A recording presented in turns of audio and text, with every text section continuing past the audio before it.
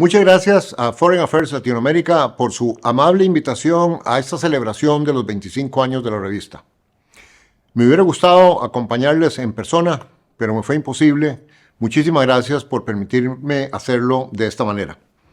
Celebramos el 25 aniversario de una revista que, justo coincidiendo con el primer cuarto del siglo XXI, ha sido un referente para la reflexión seria sobre los retos de nuestra región. Estuve revisando los títulos y contenido de la revista de los últimos 5 años y es un rico ecosistema de ideas y reflexiones. Geoeconomía, desigualdad, crisis democrática, crimen organizado e inseguridad, tráfico de fentanilo, crisis migratoria, crisis alimentaria, geopolítica de las vacunas, criptomonedas, independencia judicial, retos de países específicos y muchos temas más, tratados por expertos y autoridades desde las más diversas perspectivas. Este año 2025 es un hito en términos de la revista, pero es también un punto de inflexión en el orden mundial. El mundo está pasando de un orden mundial regido por reglas, un sistema multilateral en el que las grandes potencias se sometían voluntariamente a esas reglas en aras del orden, la convivencia pacífica y la estabilidad mundial, y cooperaban, incluyendo a través de instituciones multilaterales. Un mundo que confiaba e incluso celebraba la interdependencia global. A una nueva realidad de acciones unilaterales, con poco o ningún respeto por las reglas y poca valoración de las instituciones multilaterales. Un mundo en el que se sospecha de la interdependencia, se la ve como una fuente de vulnerabilidad y se la instrumentaliza bajo diferentes conceptos de seguridad nacional y para diferentes objetivos. Este cambio en el comportamiento de las grandes potencias económicas tiene un sustrato geoeconómico. En los primeros 25 años del siglo XXI, es decir, en el periodo que tiene esta revista de existir, la participación de China en el Producto Interno Bruto global se triplicó del 6 al 18%. Y la de Asia emergente se duplicó hasta llegar a 33%. En contraste, Estados Unidos y la Unión Europea redujeron su peso en 6 y 7 puntos porcentuales respectivamente, convergiendo en torno a 15% cada uno. Además, el Fondo Monetario Internacional estima que la economía de la India alcanzará 4.2 billones de dólares de Producto Interno Bruto y que sustituirá a Japón como tercera economía mundial hacia el 2028. Estos cambios estructurales en la economía mundial y de comportamiento de las grandes potencias nos convocan a repensar los asuntos externos, es decir, los foreign affairs y su relación con los retos del desarrollo. En materia de los comportamientos y las estrategias geopolíticas, la rivalidad entre grandes potencias es comprensible e incluso normal, pero no la confrontación y menos el enfrentamiento. Es decir, la geoeconomía no tiene por qué determinar a la geopolítica. Estrategias inteligentes de las grandes potencias podrían reconocer y adaptarse a las nuevas realidades, combinar rivalidad con cooperación y mantener un equilibrio global para una convivencia pacífica si no definen sus relaciones en términos adversariales y si sus planes estratégicos no incluyen la conquista de territorios, por ejemplo. Y en cuanto a los retos del desarrollo, hoy como en el pasado, los países de América Latina y el Caribe siempre han buscado la promesa del desarrollo económico, del desarrollo humano y de la prosperidad. Este ha sido el leitmotiv para la región y es importante que lo siga siendo. Esa determinación fue la que sacó a varios países asiáticos de la pobreza y del subdesarrollo. Si perdemos ese norte, si le perdemos ganas a ese objetivo, perdemos el rumbo.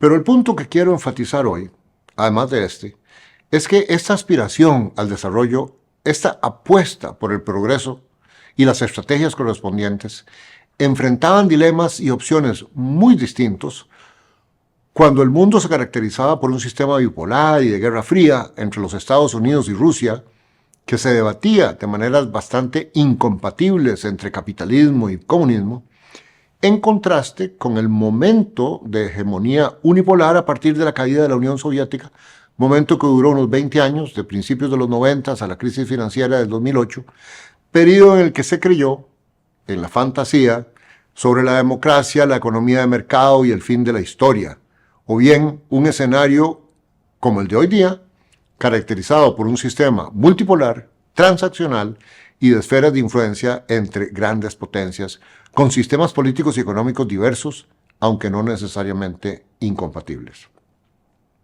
Desde siempre los países de la región han buscado caminos propios. En algunos casos y episodios históricos, esos caminos han sido sinuosos y en otros incluso se podría decir que se perdió el norte o se tomó el sendero equivocado. Lo cierto es que cada generación ha debido enfrentar dilemas nuevos y cada coyuntura internacional ha determinado nuevas opciones y ha puesto a prueba nuestra capacidad de respuesta. Un tercer punto que quisiera dejar con ustedes hoy es que entender la naturaleza y dinámicas del sistema internacional de hoy es clave, no solo para la política exterior, sino para nuestras estrategias de desarrollo. Y quiero ilustrar este punto con el ejemplo de la CEPAL. Durante 78 años, la CEPAL ha acompañado a los países de la región con análisis, diagnósticos y propuestas, siempre buscando dar luces en relación con el tipo de interdependencias entre las economías de la región y la economía mundial. Esa fue la esencia del modelo centro-periferia en los años 50 y también de la teoría de la dependencia en los años 60 y parte de los 70. El trayecto no ha sido lineal, pero nos ha dejado lecciones fundamentales. La apuesta a la industrialización de los años 50 respondió al agotamiento del modelo primario exportador, que no garantizaba progreso en un mundo de especialización asimétrica entre centro y periferia. En los 60, la integración regional y las reformas estructurales, agrarias, fiscales, financieras, buscaron ampliar mercados y aprovechar las economías de escala para mayor eficiencia. En los 70, quedó claro que los choques de la economía internacional podían afectar seriamente las condiciones de crecimiento y macroeconómicas y que el capitalismo periférico sufría de insuficiencia dinámica, como lo llamó la CEPAL en esos años, para crecer y crear empleo, además de que sus estructuras productivas reproducían desigualdades. La crisis de la deuda en los años 80 confirmó esas fragilidades y la necesidad de mitigar los costos sociales de los ajustes macroeconómicos. En los 90, la mayoría de los países de la región abrazaron el consenso de Washington y la hiperglobalización, visión que se tornó dominante en círculos tanto académicos como en las instituciones de Bretton Woods. Fue entonces cuando la CEPAL propuso la potente idea de la transformación productiva con equidad. En la primera década del siglo XXI, la CEPAL agregó énfasis en las políticas contracíclicas, el desarrollo social y la sostenibilidad ambiental.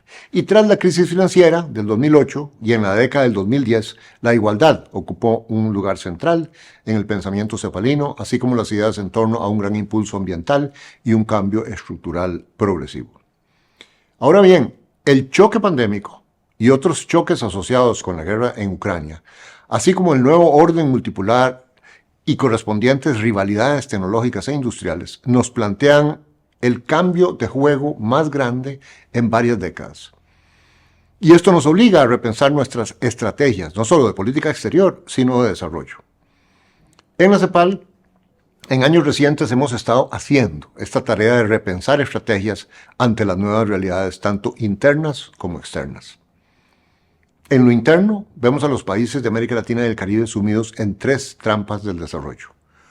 Una de baja capacidad para crecer y transformar.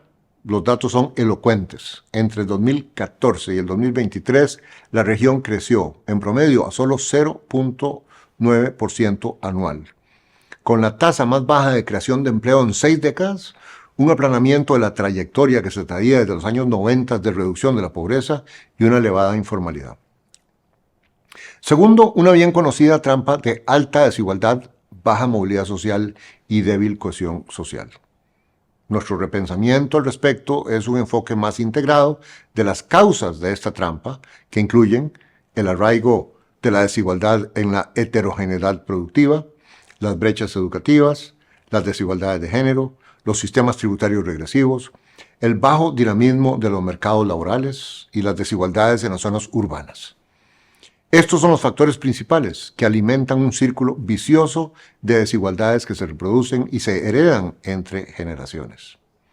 Una tercera trampa de capacidades institucionales débiles y de gobernanza poco efectiva.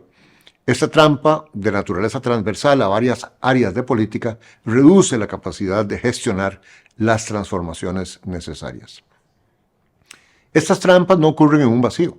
Se ven agravadas por el nuevo contexto internacional que describí hace unos minutos. Ante ello, dos preguntas clave son las siguientes.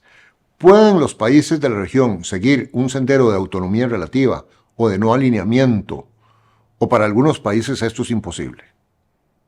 Y la otra pregunta es, ¿cómo pueden los países construir sobre sus ventajas competitivas y activos estratégicos para aprovechar oportunidades en lugar de que el nuevo contexto se convierta en una nueva fuente de vulnerabilidad? En la CEPAL hemos identificado 11 transformaciones indispensables en los modelos de desarrollo de los países que abarcan desde la diversificación productiva y la mayor sofisticación tecnológica hasta la transición energética, la inclusión digital, la sostenibilidad ambiental, la igualdad de género, la protección social universal y la integración regional. Además, hemos venido argumentando que el reto no es solo identificar qué hacer, sino definir cómo hacerlo. Y nuestro enfoque es que las respuestas a los cómo hay que buscarlos en 4 áreas relacionadas. El fortalecimiento de las capacidades top, técnicas operativas, políticas y prospectivas de las instituciones, los arreglos políticos e institucionales para una gobernanza transformadora, la promoción y los espacios del diálogo social y la comprensión de los factores de economía política que determinan la viabilidad de los cambios. Queridas amigos y amigas, América Latina y el Caribe no parte de cero. Nuestra región cuenta con activos estratégicos, una vasta biodiversidad, capacidad alimentaria y energética, reservas de minerales críticos y una tradición de paz y cooperación regional. Tiene también una historia de pensamiento propio y de instituciones que han acompañado sus debates de desarrollo. No estamos condenados a ser espectadores, tampoco a tener una tercera década perdida, pero todo esto requiere visión estratégica, proactividad y acción colectiva bajo una visión ampliamente compartida. También requiere instituciones capaces de sostener políticas más allá de los ciclos electorales. Con estos ingredientes, América Latina y el Caribe puede afirmarse como una región de soluciones. La CEPAL no solo observa y diagnostica, contribuye a enriquecer el debate regional con propuestas concretas y con marcos analíticos para orientar la acción pública. Nuestra misión es ofrecer evidencia rigurosa y pensamiento estratégico que permitan a los países de la región anticipar tendencias, gestionar transformaciones y afirmar su lugar en un mundo en cambio. En ese empeño, valoramos profundamente la importante labor y el espacio de reflexión que aporta la revista Foreign Affairs Latinoamérica. El mensaje es claro y en esto debemos trabajar juntos. América Latina y el Caribe no está condenada a administrar crisis ni a sucumbir en las aguas tóxicas de la polarización política. Las luces y el progreso están en la dirección de construir soluciones y de afirmar, con mayor decisión que nunca antes, nuestro lugar en el mundo. Muchísimas gracias.